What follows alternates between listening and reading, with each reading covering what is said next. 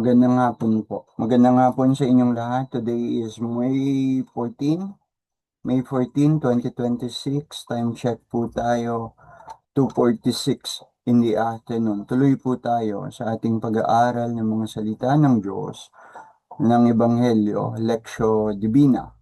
Ang pag-aaralan po nating salita ng Diyos today, Lectio Divina o Ebanghelyo, ay hindi ang ebanghelyo para sa araw na ito. Ito po ay ebanghelyo na ginamit yesterday.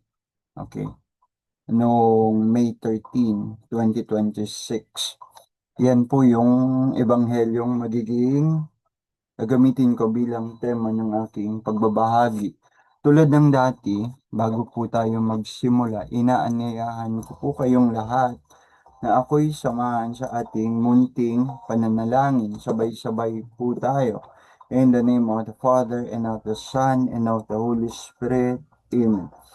Come, Holy Spirit, fill the hearts of your faithful, and kindle in us the fire of your love. Send forth your Spirit, and they shall be created, and you shall renew the face of the earth. O God, who by the light of the Holy Spirit did instruct the hearts of your faithful, grant that by the same Holy Spirit we may be truly wise and ever rejoice in His consolations. Through Christ our Lord. Amen. Remember, O most gracious Virgin Mary, that never was it known that anyone who fled to your protection, implored your help, or sought your intercession was left unaided. Inspired by this confidence, we fly to you, O Virgin of Virgins, Mother of God, our Mother. To you we come, before you we stand, sinful and sorrowful.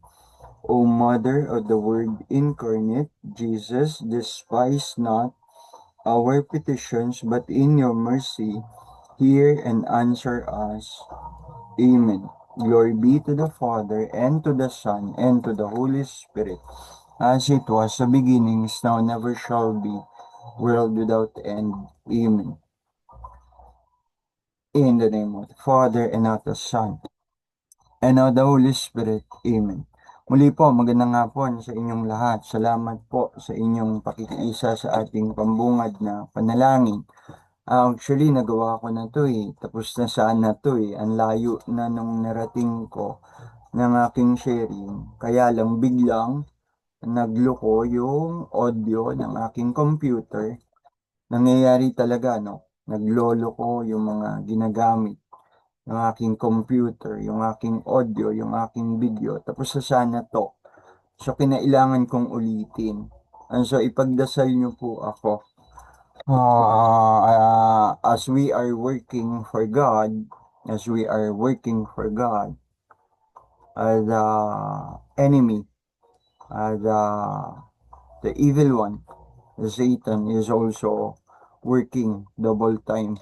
Okay, so ipagdasal niyo po ako at ang aking ginagawa kasi nangyayari nga kung minsan nagkakaroon ng maraming uh, suliranin, problema na nagdi-distract o sumisira sa aking mga ginagawa.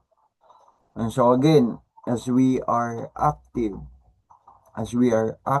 working for the Lord, Satan, the evil one, the enemy, is also as if working double time against what we are doing.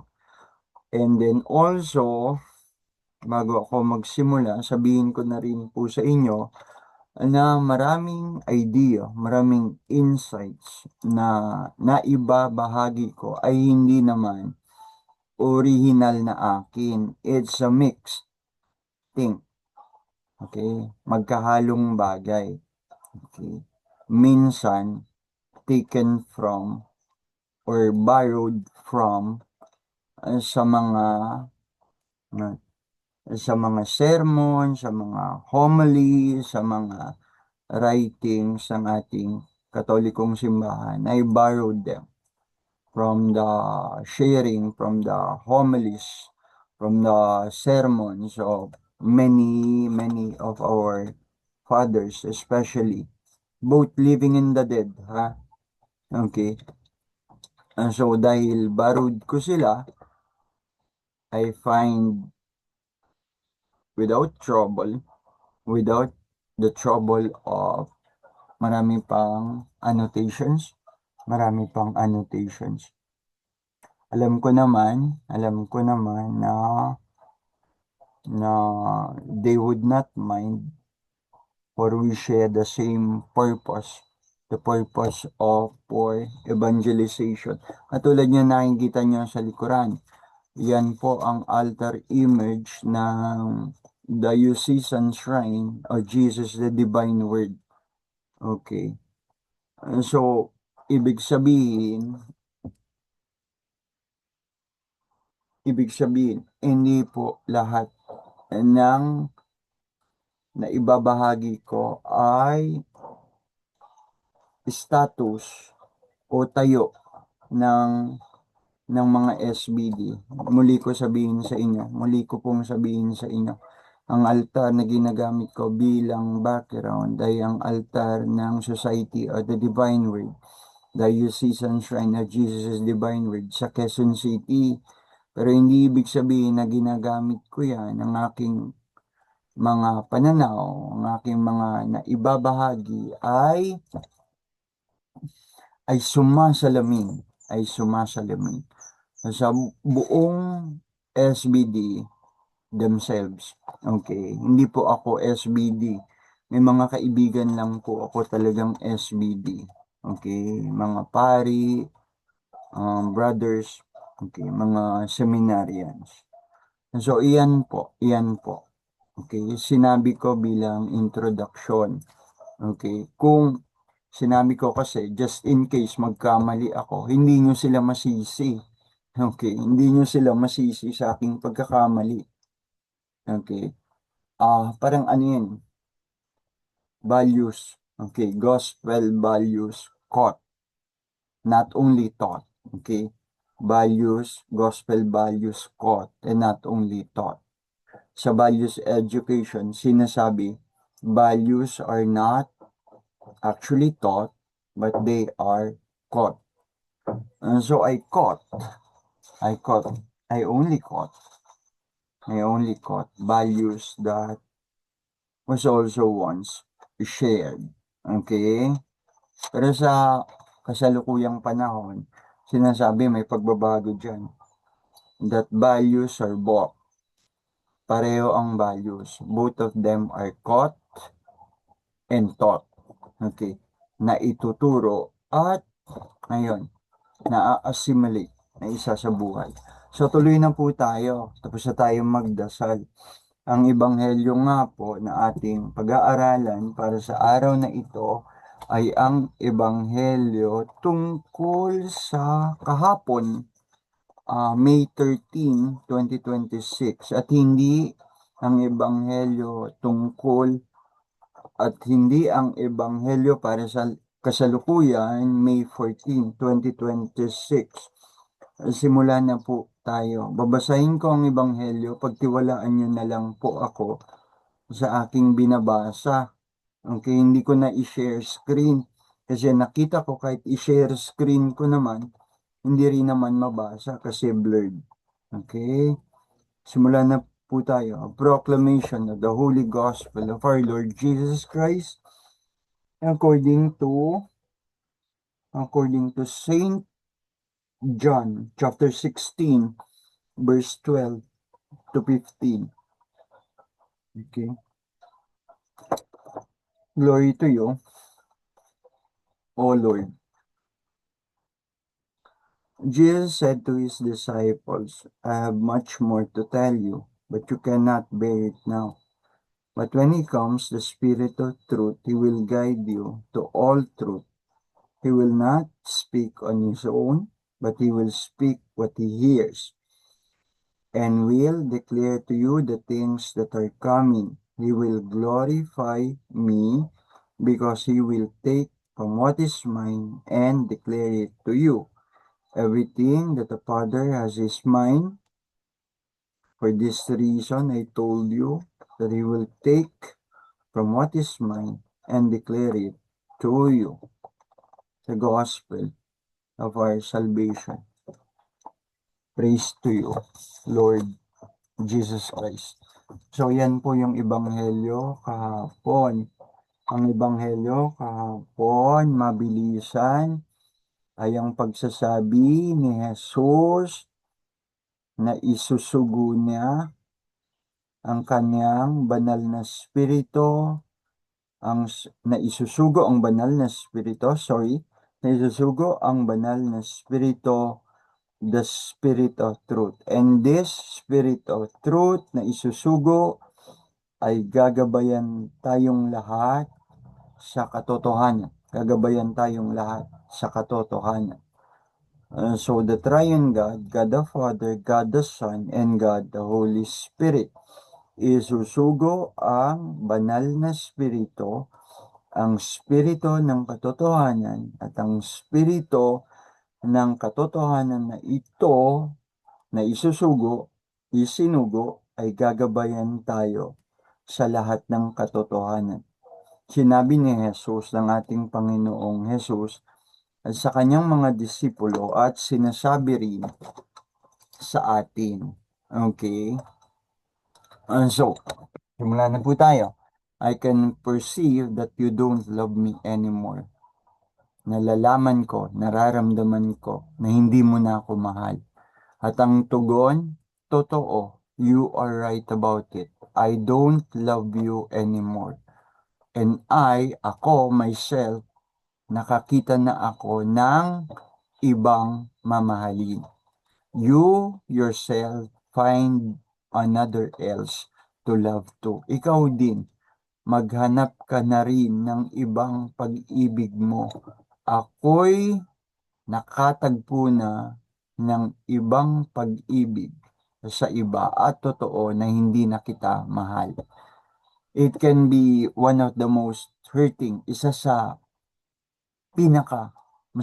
maaring pinakamasakit na sitwasyon o mangyari sa loob ng isang pag-iibigan o relasyon. Okay? Especially kapag marami ng investment, emotional investment, etc., etc., anumang investment na pumapatungkol dun sa relasyon. Tulad ng marami nang naging pag-iyak, marami nang naging luha, marami nang naging sakripisyo, marami ng oras ang naibuhos sa relasyon pagkatapos mauuwi sa ganyan, sa katulad. Hindi na kita mahal. Nakakita na ako ng ibang mamahalin, ng ibang iibigin. At ikaw naman, maghanap ka na rin ng ibang iibigin. Masakit yan. Masakit yan. So, isang matandang kaibigan nagsabi sa akin, I would rather hear a painful truth than tell me something beautiful but a lie. Sabi ng isang matanda kong kaibigan, mabuti pang marinig ko ang isang masakit na katotohanan, kundi kaysa makarinig sa iyo ng magagandang bagay, ngunit kasing nungalingan naman. Okay? So, yung sinabi ko nung una, kung ang isang umiibig, sinabi sa kanyang iniibig, nararamdaman ko, nakikita ko, nalalaman ko, na mukhang hindi mo na ako mahal. At pagkatapos, 3 o'clock, 3 o'clock, Divine Mercy hour. Wait lang po. Lord of Mercy. Lord of Mercy. Okay. So, masakit yun. Sa pag-uusap ng dalawang nag-ibigan, sinabi nung isa, nararamdaman ko na mukhang hindi mo na ako mahal. At ang sagot naman nung isa, totoo, hindi na kita mahal.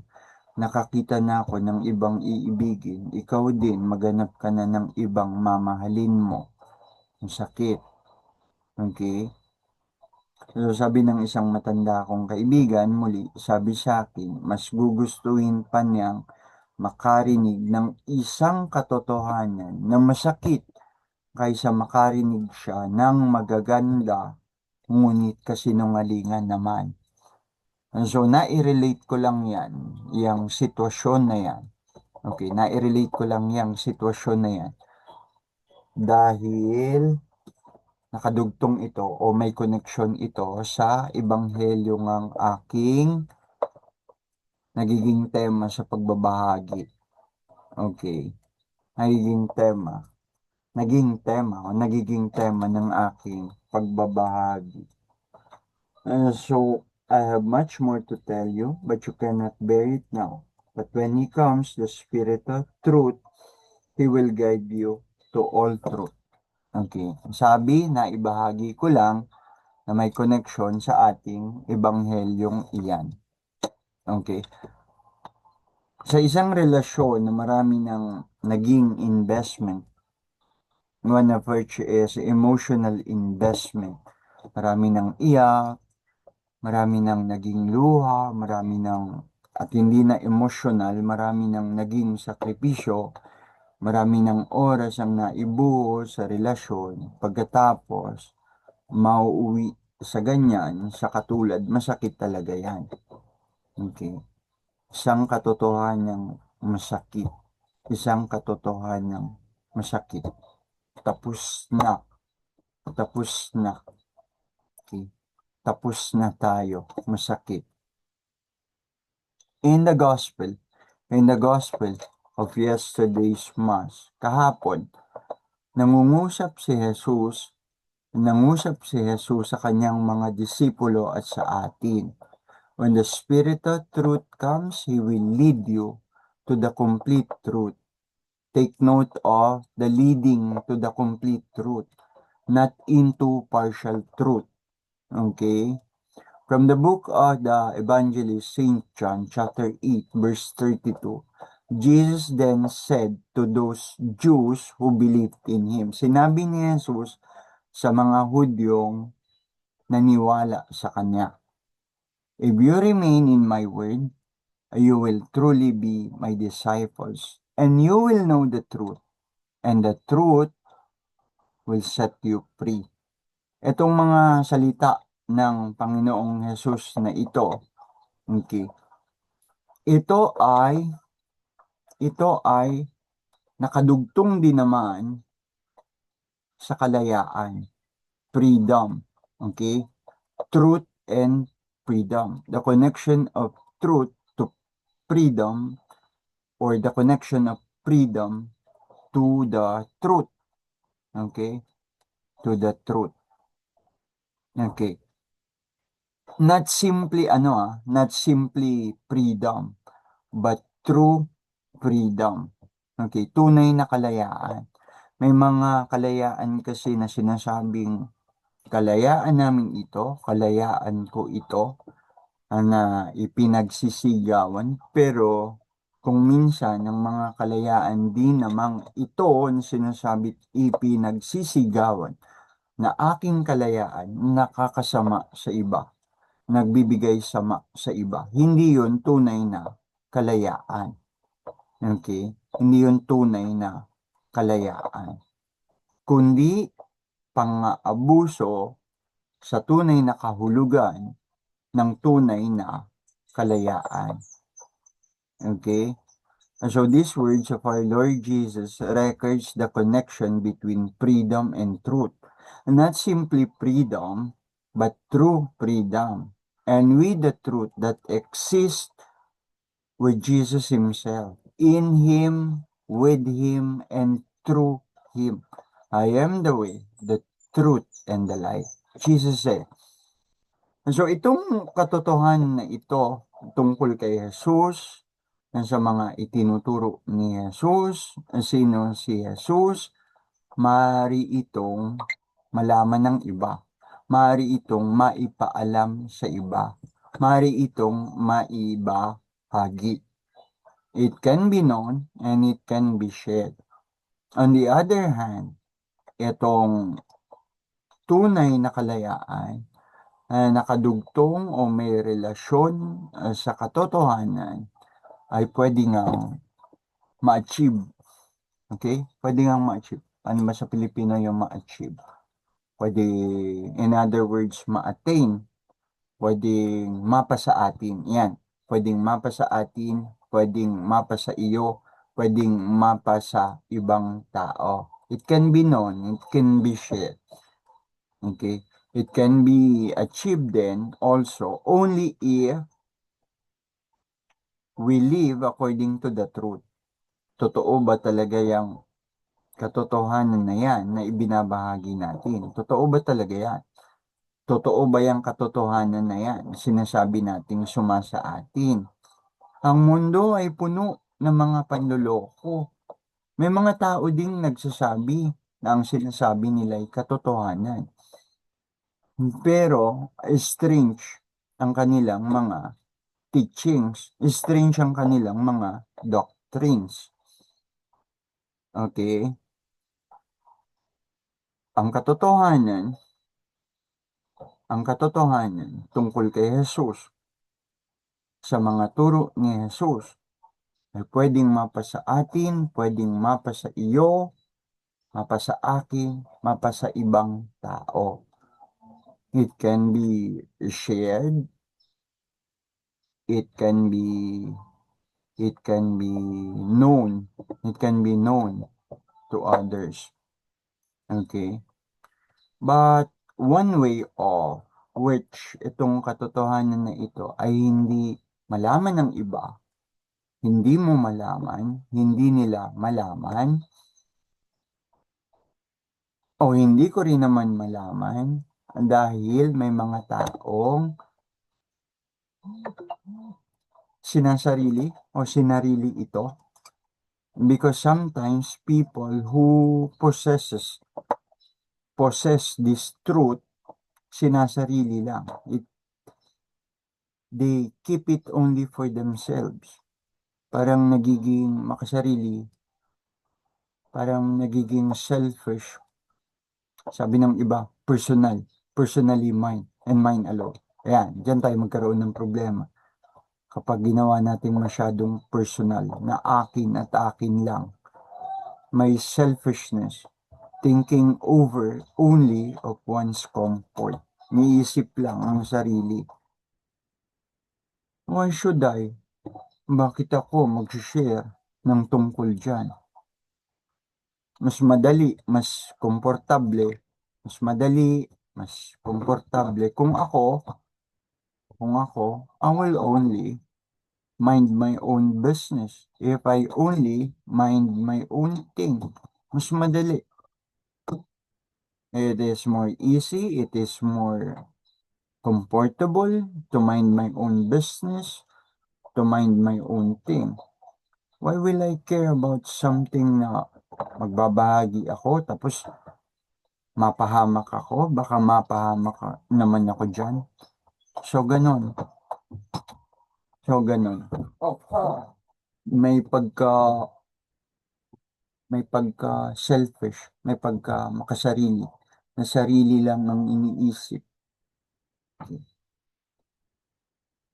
Kaya naman, kapag sarili ng sarili lang ang iniisip, ang katotohanan ng natagpuan, hindi naman maipaalam sa iba. So again, one way of which this truth I am pertaining to is not known is because sometimes people who possess it keep it only for themselves. Selfishness and thinking over only of one's own comfort. Why should I? It is more comfortable, easy to mind my own business, my own thing. Why will I care about something na baka mapahamak naman ako? So, ang katotohanan can be talaga available para sa lahat. Available yan sa iyo, available yan sa akin, at magiging pwedeng available din sa iba. Available sa lahat. Pero nagkakaroon ng problema na hindi ito maging available sa iba because hindi tayo nagiging generous to share it. So in spite of being shareable, in spite of pwede itong maging available sa lahat, hindi pa rin nagiging available sa lahat. Kung nagkakaroon ng makasarili. The particular truth that I am pertaining to is talaga completely revealed and visible in our Lord Jesus Himself.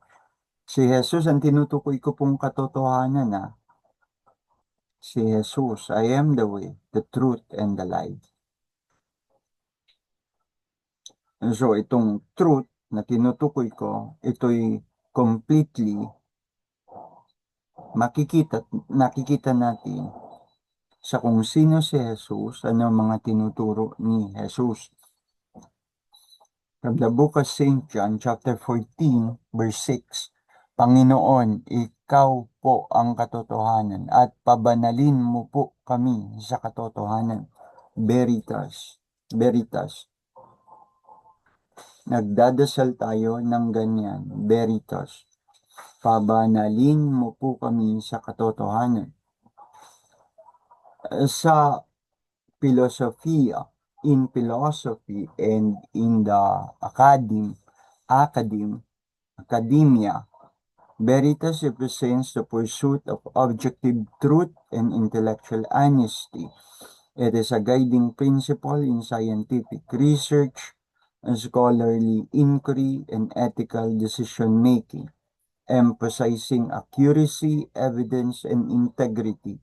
The concept has been debated historically, with some philosophers viewing truth as subjective while others uphold an objective, universal truth. Okay, reference World Wide Web. Ano ang veritas? Okay. Inasagisag ng veritas, sinasabi ang paghahanap sa katotohanan. Sa katotohanan. Okay. Sa katotohanan. Veritas represents the pursuit of objective truth and intellectual honesty. Yan ang veritas. Okay. According to philosophy and in the academy. Okay. So, katulad niyan, na hindi rin naman akin, hiniram ko lang ang reference sa World Wide Web. World Wide Web. Okay? For God, para sa Diyos, truth is something vital. It's so vital, it's important. At gusto ng Diyos, God wants us to live according to the truth, ayon sa katotohanan. Kahit ang mga katotohanan ito'y kung minsan, madalas, nagbibigay sakit sa atin. Di ba? Sinasabi natin, ganun talaga ang katotohanan. Kung minsan masakit. Okay. So God wants us to live according to the truth because according to Himself, getting back at it again, it is only living in this truth that we can attain true freedom and also true life. Tunay na buhay. Nakadugtong din iyang katotohanan na yan sa pagtitiwala. Hindi lang sa kalayaan. Okay? Paano tayo magkakaroon ng pagtitiwala sa isa't isa kung tayo rin naman sa bawat isa ay nagiging sinungaling sa isa't isa? Makita kung sinungaling ka, pagtiwalaan ba kita? O makita mo kung sinungaling ako, pagtiwalaan mo ba ako? Ayon. Okay. And so, ang katotohanan, hindi lang nakaugnay sa tunay na kalayaan. Nakadugtong din iyan, nakaugnay din iyan sa pagtitiwala. Okay? Sa pagtitiwala. Hindi natin mapagtiwalaan ang mga taong may bahid ng sama. May bahid ng sama sa kanilang pagkatao. Sa sa human law, sa batas natin mga tao, kapag mag-testify ang isang tao, kini-question din ang kanyang integridad. Okay? Di ba? Kini-question din natin ang kanyang integridad. Mapagkakatiwalaan ba siya? Mapaniniwalaan ba natin siya sa kanyang mga sinasabi? Kung bakit natin siya mapaniniwalaan o hindi mapaniniwalaan ay dahil tinitignan din natin ang kanyang integridad. Integridad. Okay?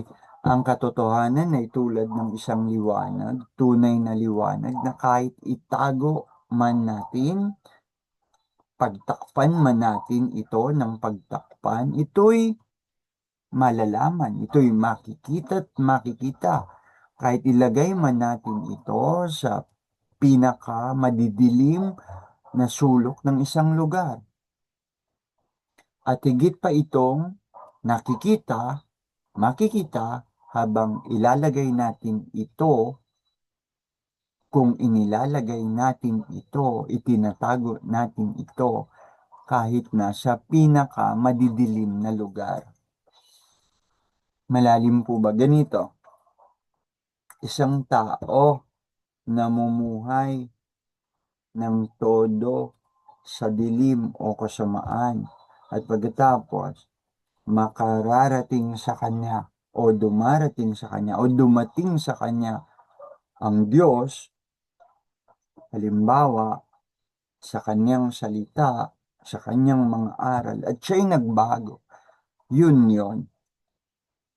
So kahit nasa pinakamatinding dilim, lugmok sa pinakamatinding kasalanan ng isang tao, once na makarating sa kanya ang katotohanan tungkol sa Diyos, sino ang Diyos, na mahal ng Diyos, higit sa lahat kahit ang mga taong makasalanan, siya'y manampalataya at maniwala dito. Ano nangyari?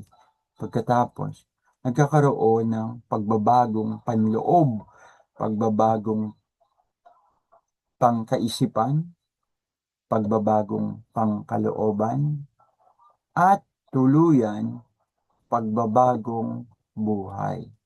Okay. So, ganun talaga. Ganun talaga. Tayo sinasabi natin, hinahanap natin ang Diyos. We are searching for God. All of us are searching for God. May mga ibang lahi at kultura.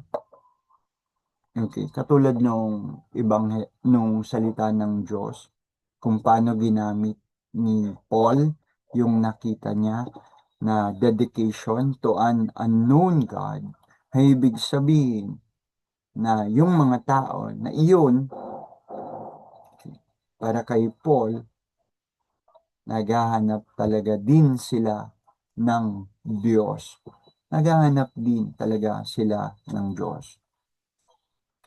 Meron silang dedication to an unknown God. At paano ito tinanggap ni San Pablo?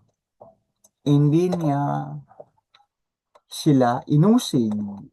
Hindi inusig ni San Pablo ang mga taong ito. Kayo'y mga taong sumasamba sa mga Diyos-Diyoson. Kundi para kay Pablo, nakita niya na ang mga taong ito, kahit may dinodiyos, nagbigay dedication, naglagay sila to an unknown God.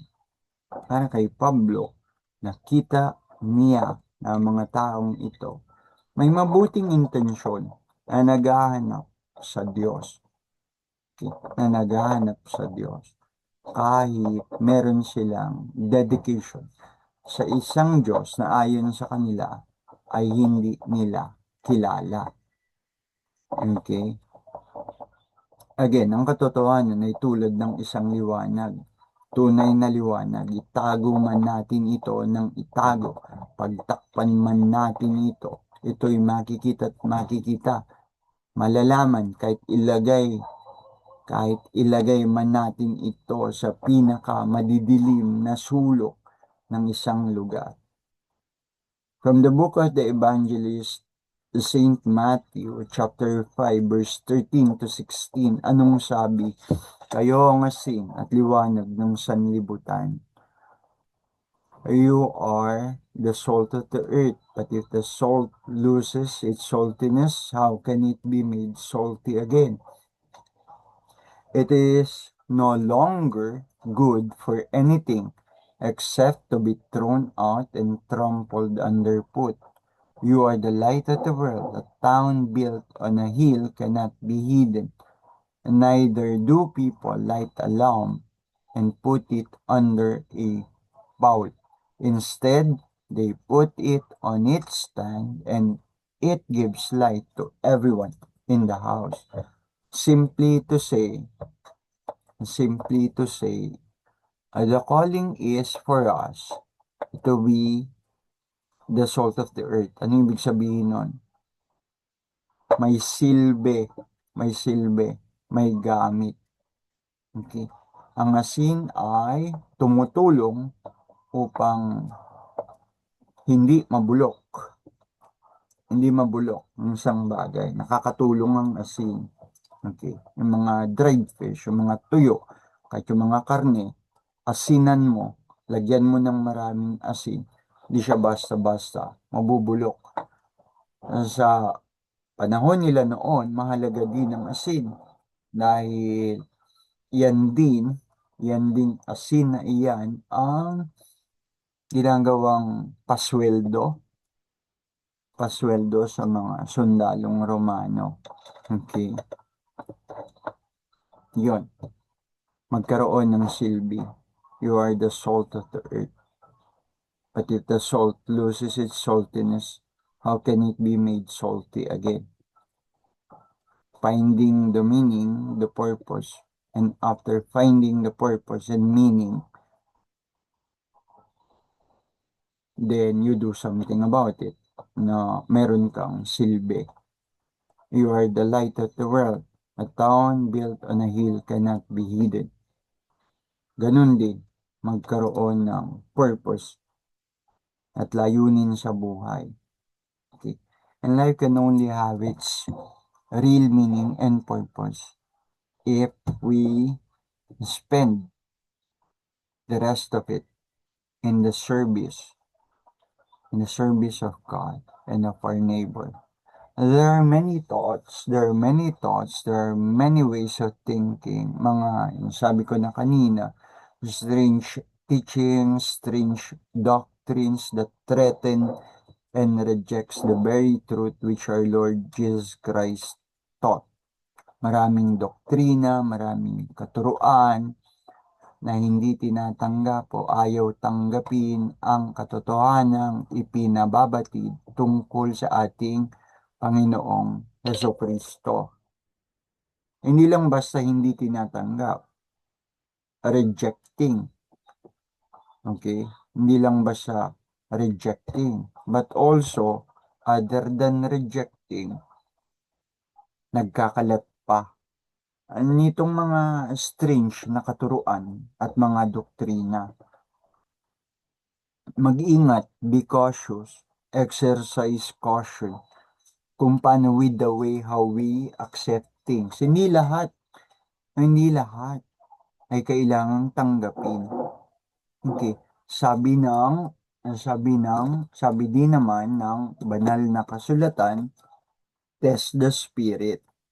Susubukan mo ang mga spirito, kung ang spirito bang ito ay sa Diyos, o espiritu ito ng kadiliman, espiritu ito ng kasamaan. Test the spirit. Okay? Be cautious, exercise caution with the way how we accept things. Test the spirit. throughout centuries, hundreds and thousands of years, it's still true. Totoo pa rin hanggang ngayon. We are living in an age that rejects the very idea that truth exists and can be known. Na ang katotohanan pwede nating malaman at maipaalam din sa iba. It can be known and it also exists in the person of Jesus. Pero marami talaga do not accept Jesus. Marami talaga do not accept Jesus.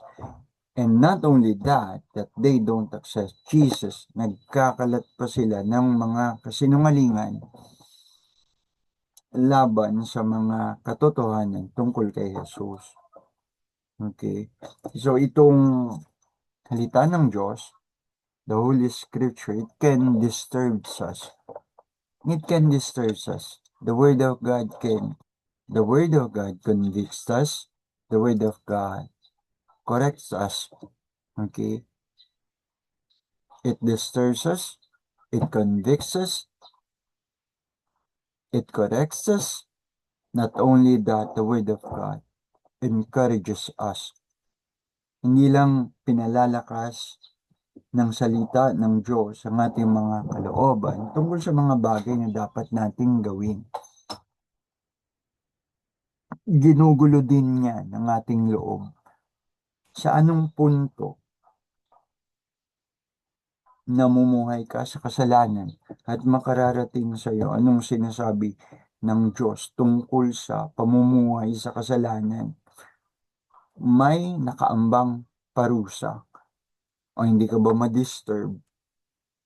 Nabubuhay ka sa sobra-sobrang kasalanan. At tapos ang salita ng Diyos sinasabi na ang pamumuhay sa kasalanan ay magdudulot ng kapahamakan. And surely it will disturb you. And surely it will convict you. And surely God is correcting you. Okay? The Word of God is living and active. Buhay at aktibo.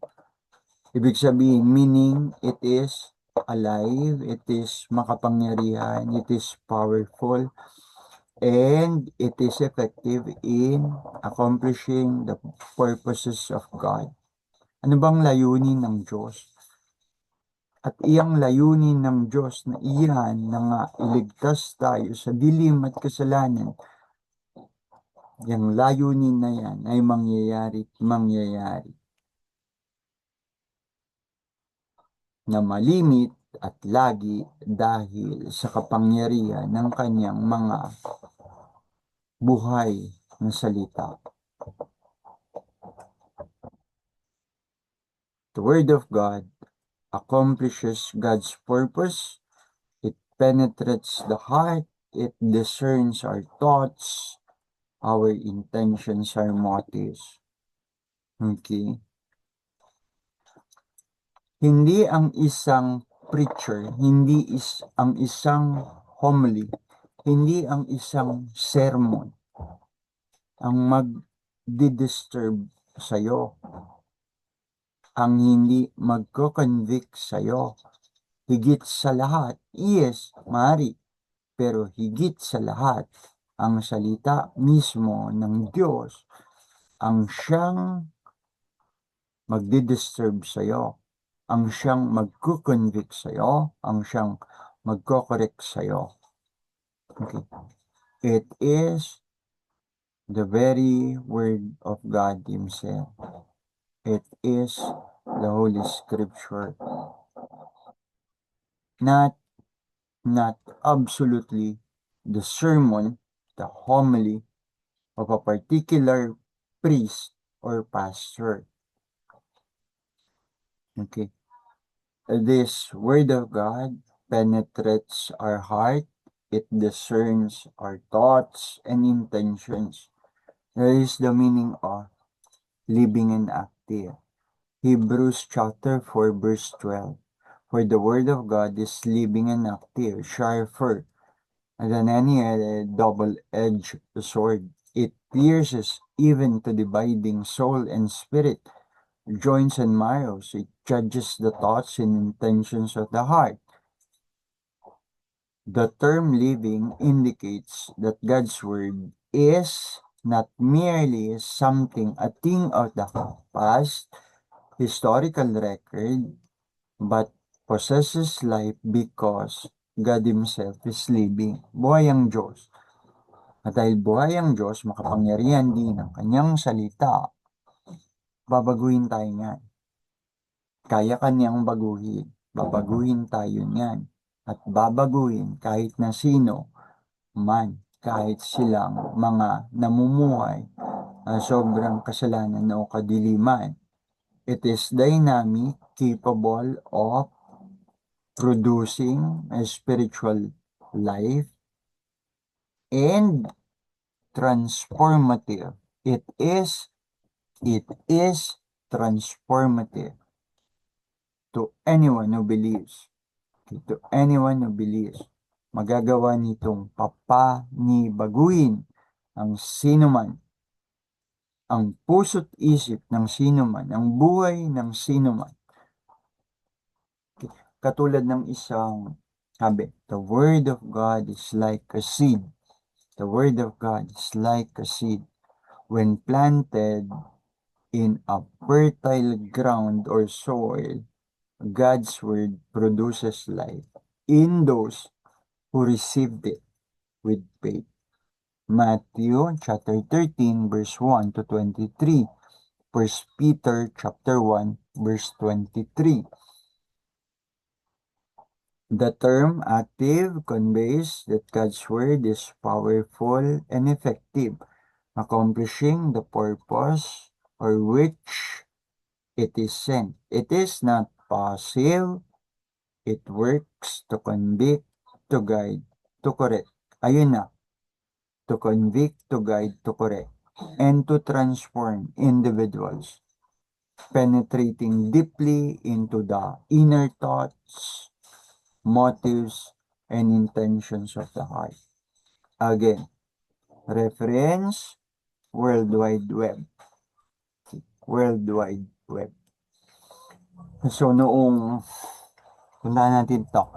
In a homily given on April 18, 2005 by Cardinal Joseph Ratzinger at the eve of the convocation which would elect him to be the successor of Peter, he made this astute observation concerning this age. How many winds of doctrine we have known in recent decades.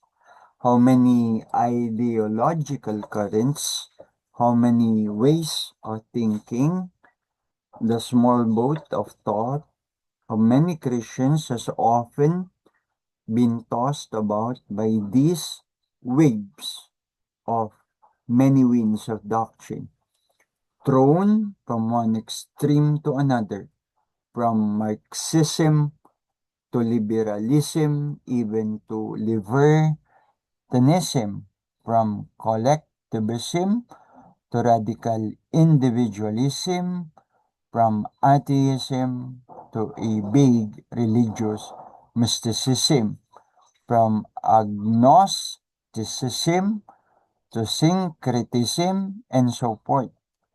Every day, bagong sekta, new sects, or religion are created, and what St. Paul says about the human trickery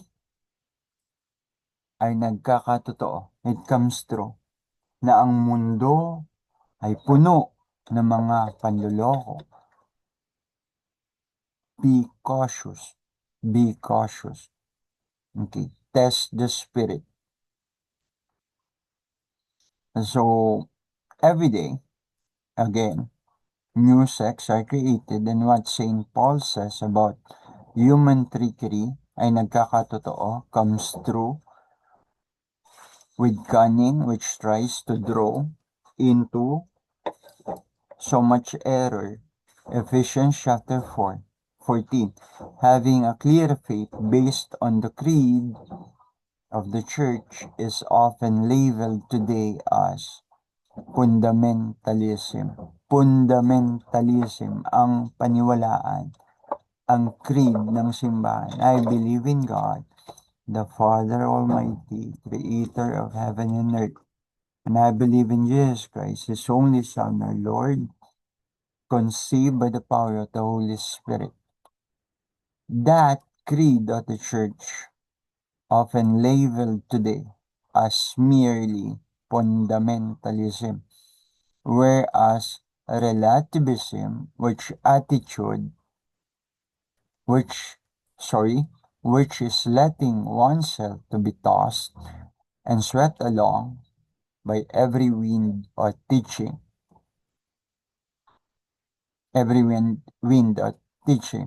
swept along by every wind or teaching, looks like the only attitude which is acceptable in today's standards.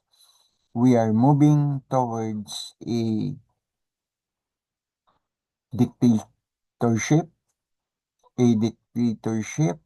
of relativism, which does not recognize anything as for certain and which has as its highest goal of one's ego and one's own desire. So nagkakaroon ng malaking kasinungalingan.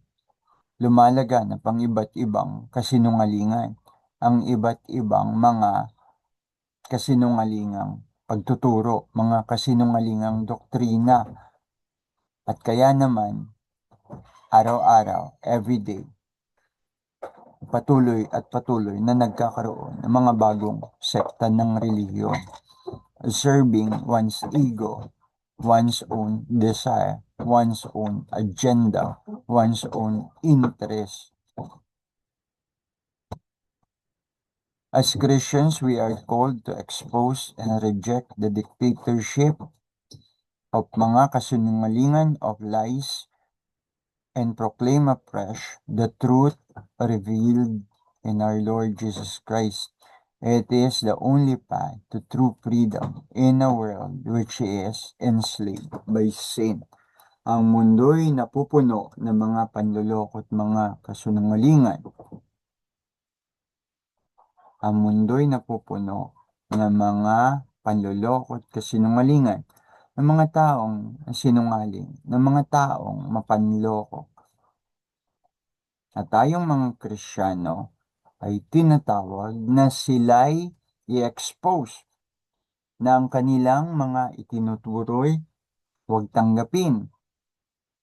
Test the spirit. Test the spirit. Test the spirit. According to the scripture, do not trust every spirit. Be cautious. According to the scripture, test the spirit. Medyo malalim talaga si Pope Benedict mangaral. Siya'y isang magaling na theologian, Cardinal Joseph Ratzinger, Pope Benedict the 16th. Let us believe that the world is constantly threatened by darkness. Maniwala tayo na ang mundo ay patuloy na kinugustong mapuno ng mga kadiliman. At maraming tanda. There are many signs and there are many manifestations of the world which is constantly threatened by darkness. There are many signs. There are many manifestations of it. Katakot-takot ang digmaan, katakot-takot ang kaguluhan, katakot-takot ang mga kagutuman, katakot-takot ang bangayan, katakot-takot ang mga pagtatalo na nagiging dahilan upang magkaroon ng mga pagkakawatak-watak Yan ang one of the ultimate objective of Satan. Yan ang isa sa pinaka malinaw na layunin ni Satanas na tayo magkabahabahagi. Okay? Na ang mundo ay magkabahabahagi. Na magpatuloy ang mga violence, magpatuloy ang mga karahasan. Yan ang niloloob ng kaaway. Yan ang niloloob ni Satanas. Na hindi tayo magkasundo-sundo, na hindi tayo magkaintindihan, na hindi tayo magpatawaran. Let us believe that the world is constantly threatened by Satan, by darkness, and there are many signs and manifestations of it. Gera dito, gera doon, away dito, away doon. Sakitan dito, sakitan dyan, sakitan doon. Our mission remains the same. Our Christian mission remains the same. To be the salt and light of the world. The challenge is, are we going to do it? Are we going to do it? To be the salt and light of the world. Are we going to do it? Tapusin ko sa ganito. Pilipinong kwento. No, sorry. Isinalin sa Pilipino. Okay? Kuha mula sa compilation ng mga kwento ni Aesop. Okay? Sino ba tong si Aesop? Pupuntahan ko pa ba? Sino ba tong si Aesop? Wait lang po. Sino ba tong si Aesop? Anyway, nasa libro. It's a collection of Aesop fables. Isa sa mga kwento dyan sa Aesop fables, collection of Aesop fables, ay ang kwento tungkol sa isang ama at tungkol sa kanyang mga anak. Isang ama at tungkol sa kanyang mga anak. The father and his children. Okay? So, ayon dyan sa kwento na yan, nakita ng ama na ang kanyang mga anak ay walang tigil. Walang tigil sa mga pagkakagulo. Walang tigil sa mga pag-aaway. Walang tigil sa mga pagkakagulo. Walang tigil sa mga pag-aaway. Ang kanyang mga anak. And itong tatay, nang makita niyang tuloy-tuloy nga na hindi magkasundo at hindi mag-intindihan ng kanyang mga anak, parang, ayade na. Tinawag niya yung kanyang mga anak. At yung mga anak, inutusan niya, kuha kayo ng isang tangkay ng sanga. Okay. Kuha kayo ng tagi-isang tangkay ng sanga. Isa sa bawat isa. Kanya-kanyang tangkay ng sanga. Okay. Kanya-kanyang tangkay ng sanga. Isa sa bawat isa. Tagi-isa kayo. Tapos bumalik kayo dito. Alam niyo na siguro yung kwento. Sa mga hindi pa nakaalam. So yung mga anak na inutusan niyang kumuha ng tagi-isang tangkay ng sanga, nagbalik. At nung magbalik yung kanyang mga anak, hiningi niya yung bawat tangkay. At paghingi niya, ibinandel niya. Okay? Tinalian niya ng sama-sama. Tinalian niya ng sama-sama yung mga tangkay. Bawat isa sa kanyang anak. So kung 7 yung anak, 7 yung sangang tangkay na ibinungkus niya. Kung 7. Okay. Irregardless of the number, kung ilan yung magkakapatid. Okay. Ngayon, Hindi nakuha nung tatay yung mga tangkay, yung mga sanga, ibinandel niya. Pagkatapos niya i-bundle, itinali ng sama-sama, binigay niya dun sa isa. At ang sabi niya, sige, baliin mo.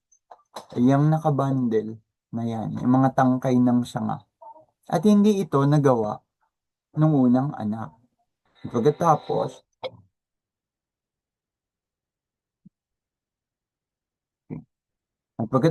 nung hindi ito magawa ng unang anak, ibigay mo dun sa sumunod mong kapatid. At ganun din ang utos.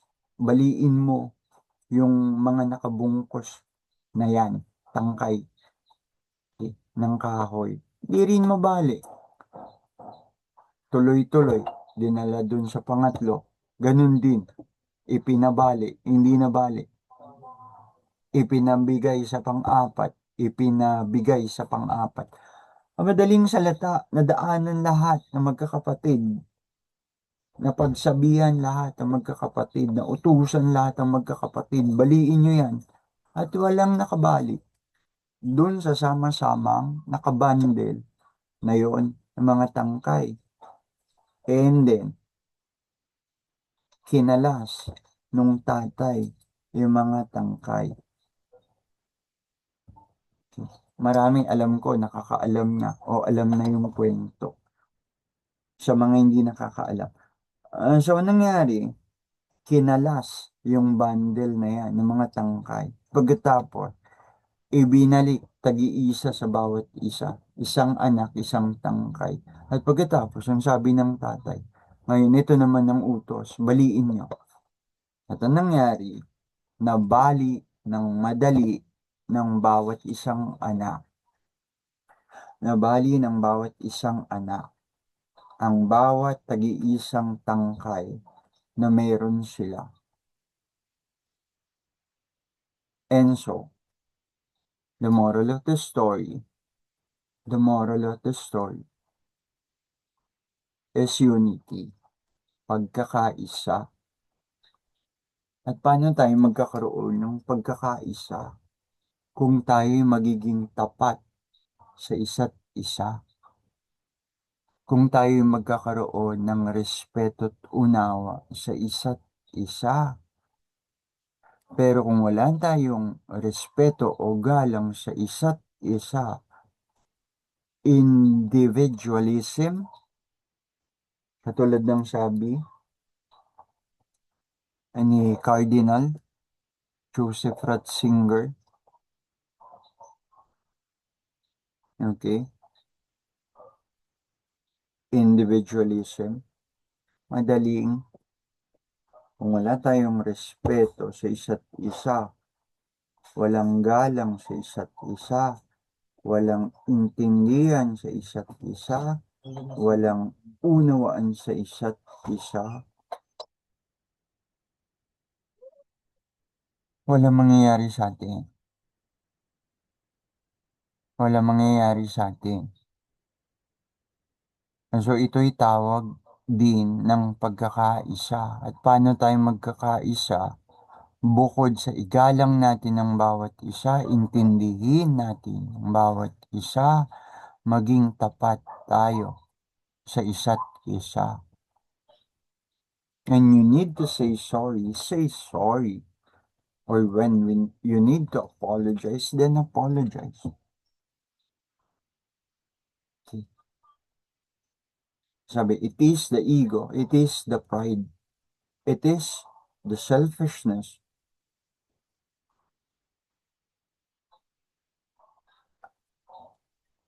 that's usually separate us from one another.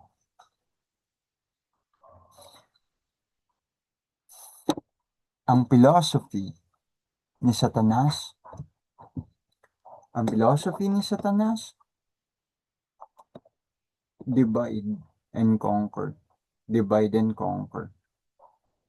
Magandang hapon po sa inyong lahat. Hanggang sa muli, Brother Aaron. Tapusin na po natin yan. Patuloy niyo po akong ipanalangin at kayo rin naman na aking mga pinangakuan ng pananalangin ko ay makaaasa po kayo nang patuloy ko kayong ipananalangin. Magandang hapon po sa inyong lahat, mga kaibigan at mga kapatid, brothers and sisters, my friends. Hanggang sa muli po, Brother Aaron. Paalam.